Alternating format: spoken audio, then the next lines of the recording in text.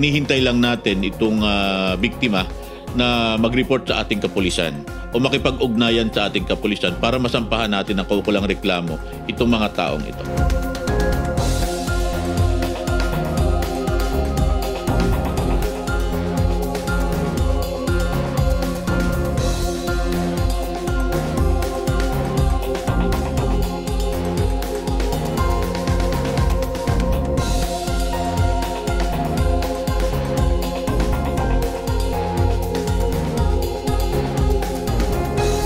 Nakita sila ng potential nilang bibiktimahin, tinignan nila yung vulnerability nung mga subject nila o yung biktima nila. Sa pagkakataong ito, nakita natin sa video, na meron silang opportunity dahil bukas yung pintuan ng sasakyan.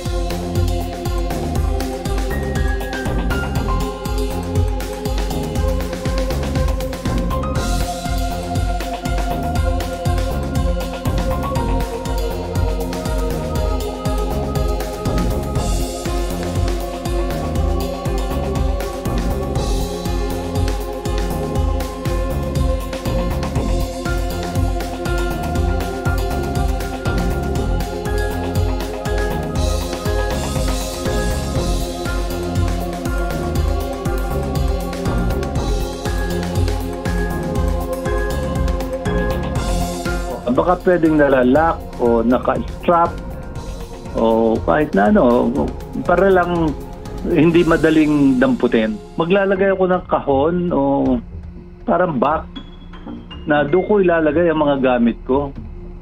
Hindi yung open na nasa upuan lang. Kasi madaling damputin eh.